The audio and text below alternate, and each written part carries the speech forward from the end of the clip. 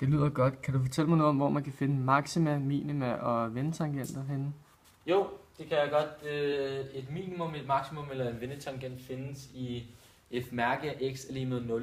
Det vil altså sige, det er der, hvor det er, at differentialquotienten er lige med 0. Ikke? Det vil godt lige skrive op. Ja, som sagt. De findes, hvor det er, den er lige med 0, det vil sige, tangentens hældning er konstant. Hvis vi lige tegner en funktion, som viser lidt af hvert, så kan vi, hvis vi gør sådan her, så har vi en af hver. Så vil jeg lige tegne en monotonilinje hernede.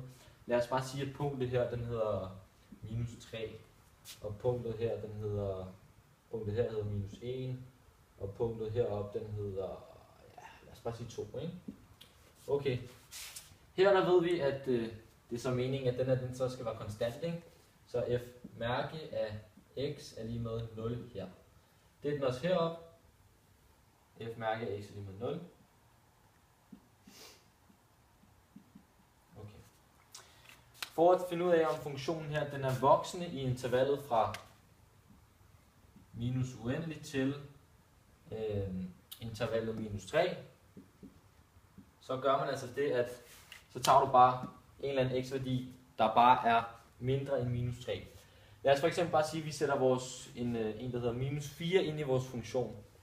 Giver det et tal, som er plus, altså som er over 0, så betyder det altså, at funktionen den er voksen. Det vil altså sige, hvis f mærke af x er lige med, er større end 0, så er den altså voksende. Hvis vi så får en værdi, som er 0, som vi har her, det vil sige, at vi kan for eksempel sætte minus 2 ind. Okay, minus 2. Hvis den så giver 0, så er den konstant. Det ser vi så her.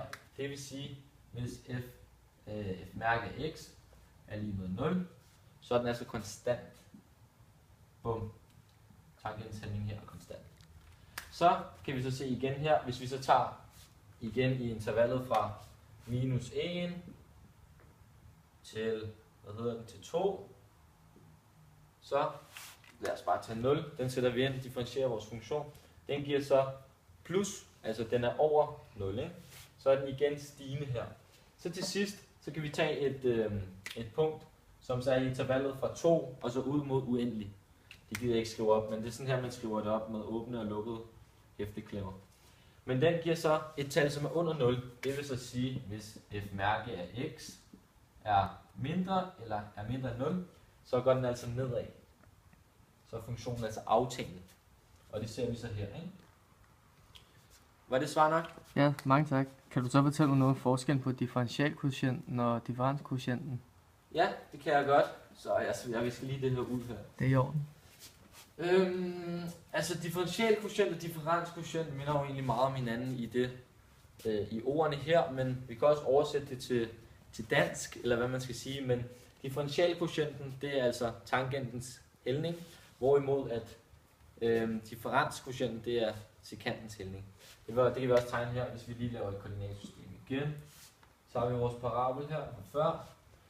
Så hernede, der kan vi for eksempel have en differentialquotient. Den rører kun vores parabol i et punkt. Derimod kan vi så have en differenskvotient, som rører vores parabol i 2 punkter, for eksempel her, ikke? Ja, okay. Er det fint? Når nu du fik nævnt sekantens hældning, så skal man jo opskrive den som i første trin i tretrinsreglen.